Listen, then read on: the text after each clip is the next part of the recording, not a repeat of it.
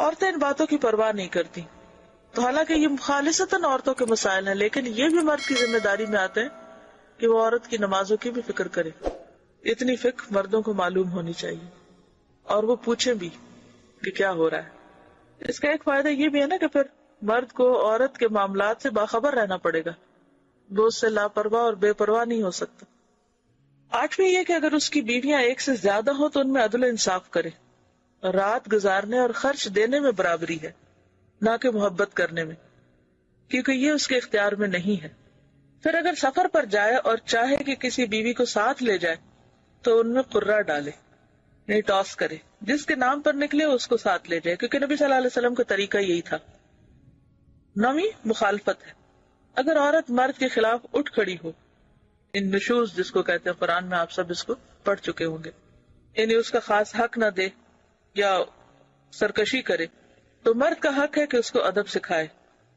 یعنی جائز بات میں بھی مرد کی بات سنے ہی نہ، مانے ہی نہ، اس کا حق نہ دے، تو پھر شوہر ہی کو اللہ نے ذمہ دیا ہے کہ وہ بیوی کو سمجھائے، اسے طاقت سے اطاعت پر آمادہ کرے. لیکن اس تادیب میں یعنی ادب سکھانے میں درجہ بندی کو ملحوظ رکھے، سٹیپ بائی سٹیپ. پہلے اسے نصیحت کرے، پھر دھمکی دے. اگر اس سے فائدہ نہ ہو تو اسے اس کے بستر میں تنہا چھوڑ دے، کیونکہ یہ بات عورت پہ بہت گراں گزرے گی. اس کی طرف پیٹ کر لے، یعنی ناراض ہو جائے. اس کا بھی اثر نہ ہو تو اپنا بستر الگ کر لے، اور اس سے 3 دن سے کم بول چال بند کر دے. 3 دن سے کم، زیادہ نہیں. پھر اگر اس سے بھی فائدہ نہ ہو تو اسے مارے، لیکن سخت نہ مارے، اور وہ یہ ہے کہ اس کا جسم خون آلود نہ ہو اور اس کے چہرے پر بھی نہ مارے. 10ویں جماع کے آداب سے متعلق مستحب ہے کہ بسم اللہ سے شروع کرے، قبلے سے منہ پھیر لے، جماع کے وقت اوپر کپڑا ڈال لے، ننگا نہ ہو، اور یہ کہ پہلے کھیل اور مانکا اور بوسو کنار شروع کرے. بعض علماء جمعہ کے روز جماع کرنا مستحب سمجھتے ہیں. پھر جب مرد فارغ ہو جائے تو اسی حالت میں کچھ دیر ٹھہرا رہے تاکہ عورت بھی فارغ ہو جائے، کیونکہ عموماً عورت کا انزال مرد کی نسبت دیر سے ہوتا ہے. حیض کی حالت میں اور پخانہ کی جگہ میں مجامت کرنا جائز نہیں. اگر دوبارہ مجامت کرنا چاہے تو اپنی شرمگاہ کو دھو کر وضو کر لے. جنابت کی حالت میں بال نہ منڈائے، ناخن نہ کٹائے اور خون نہ نکلوائے، یعنی وہ جو پچنے لگواتے ہیں نا. عزل کرنا انزال کے وقت اپنی شرمگاہ کو باہر نکال کر منی گرا دینا جائز لیکن مکروہ ہے.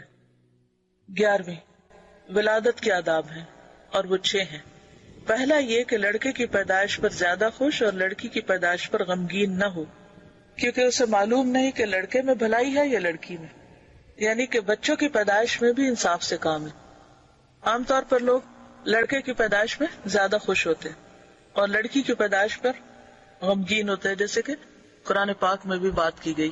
دور جاہلیت میں خاص طور پر ایسا ہوتا تھا. وَإِذَا بُشِّرَ أَحَدُهُمْ بِالْأُنثَىٰ ظَلَّ وَجْهُهُ مُسْوَدًّا وَهُوَ كَظِيمٌ يَتَوَارَىٰ مِنَ الْقَوْمِ مِنْ سُوءِ مَا بُشِّرَ بِهِ أَيُمْسِكُهُ عَلَىٰ هُونٍ أَمْ يَدُسُّهُ فِي التُّرَابِ أَلَا سَاءَ مَا يَحْكُمُونَ.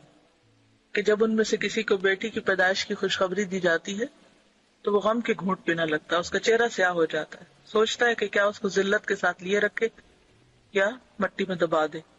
کتنا برا ہے فیصلہ جو وہ کرتے. تو بات یہ ہے کہ کسی کو نہیں پتا کہ اس کا فائدہ لڑکے کی پیدائش میں ہے یا لڑکی کی پیدائش میں. کون کس کے حق میں زیادہ بہتر ہے اللہ ہی جانتا.